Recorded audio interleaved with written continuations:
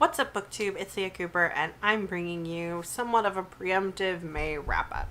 So, May is not quite over, but I work a bunch of days in the last week of this month, and A, I'm not sure if I'm going to finish anything before the end of the month, and B, I am pretty positive I won't have time to film. So, I'm just going to do it now.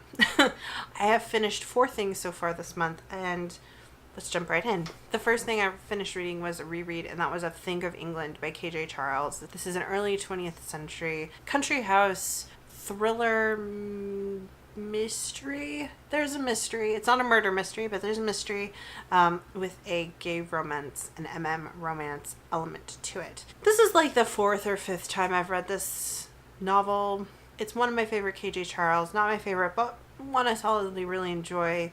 I won't lie, I struggled with parts of this, so it does have some explicit sex scenes, and I've never had an issue with them before, but I talked about this on Twitter. I'm demisexual, demi-romantic, and for the past year I've been in a serious relationship with someone, and I haven't read a ton of romance, but like of the romance I've read, I've really struggled with any of them with sex scenes. Like, it's like I've suddenly developed an aversion to actually reading sex scenes. This happened twice this month because I read another book with a romantic plotline with explicit sex scenes, and I get to them, and like my desire to read the book basically evaporates, grinds to a complete halt. I will like pull up the book, I'll read like a paragraph, and then I will like go do something else because I just like I don't want to, I can't focus on it, whatever. So like I don't know if it's because I'm in a relationship and my orientation, I don't know if it won't work for me anymore. Irregardless, this one, so I didn't quite enjoy Think of England as much as like I usually do, and I did have that issue where I just like kind of stopped reading it for almost a week probably, but it's still really good. And if you like romance and you like historical romance, you should check it out, because it's that like my thing is like no reflection on the book. It's still really great. I loved all of the other parts of the book. I couldn't read the sex scenes this time around. So anyways, yeah, I think I still gave it a 4.5 because I still love the plot and love the characters. The next thing I finished was Etiquette and Espionage by Gail Carriger. I feel like I've already talked about this in a wrap-up, but according to my spreadsheet, I finished it at the beginning of this month, so I'm talking about it now. I listened to this on audiobook. It's the first book in the... What is this series called? This is the first book in the Finishing School series by Gail Carriger. It's a prequel series to the Parasol Protectorate. It takes place 20, 30 years before the Parasol Protectorate. I love these. I'm currently listening to the second one on audiobook. The audiobooks are so good. I would 100% recommend them. I gave this 4.5 stars. I loved it. I think I might enjoy this series more than the Parasol Protectorate series, because I had a lot of issues with a couple of books in the Parasol Protectorate series.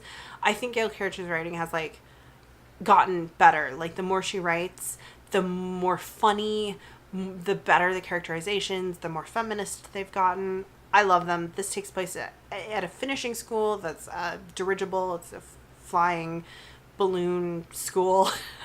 The girl, our main character, Sophronia, is a covert recruit to what appears on the outside to be a normal ladies' finishing school, but is actually a place where the professors are all teaching the ladies to be intelligenceers. It's so good. Steampunk, fantasy of manners type thing. Love it. The next thing I read was Grey Sister by Mark Lawrence. I gave this a solid 4 stars. Really loved it. Sequel to Red Sister. Builds on Red Sister. I think is more... It takes place in a much shorter span of time than Red Sister did, and it's got a lot of action. I think the entire second half of the book is like one long protracted action sequence from a couple different character perspectives, but I think the political developments, the developments of the political aspects of the plot are all very interesting, and I'm very excited to see where the series finishes. I assume it's a trilogy. Correct me if I'm wrong. Seriously, correct me if I'm wrong. I think it's a trilogy. Maybe it's a quadrology? I don't know. Anyways, I'm looking forward to the next one. I think is Mystic Sister. I will certainly read it when it's out.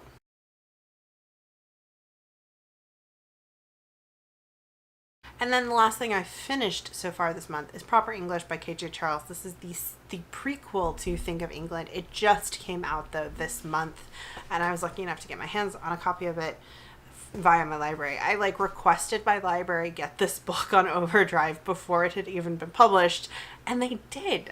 So that was really exciting, and I got to read it. This follows two characters from Think of England, Fen and Pat. They're two women, and it details their meeting one another 2 years prior to the events of Think of England. And it's a early 20th century country house murder mystery, actually. I gave this 4 stars. I'm rounding up with that. I think it's more like a 3.5, 3.75 stars. I would err on 3.75. The first third is really good. The second third kind of drags. The third is really interesting. The murder mystery aspect of it, though, doesn't get introduced until like the last third of the book. That's why it gets interesting again. But it makes for some kind of strange pacing overall. The novel probably could have been like another 50 pages and it wouldn't have suffered. And it to smooth some of those elements out. So yeah, I think it's more like a 3.5, 3.75. It's sold from Pat's perspective, which I did really like and wasn't expecting. For some reason, I kind of expected it to be from Fen's perspective. So that was a nice surprise. And yeah, that's all I've finished so far this month. Not that much, 1,200 pages, a little bit more than last month. I'm currently, like I said, listening to the second audiobook in the Finishing School series. I'm currently reading Trail of Lightning by Rebecca Roanhorse. Both of those are like halfway or a third of the way through, so I could finish one of those by the end of the month, but I don't know. Let me know what you really enjoyed reading this month, and if any of these books that I've talked about sounds interesting in the comments down below. As always, if you enjoy my videos, be sure to hit that subscribe button. Thanks for watching, and I'll see you guys next time. Bye.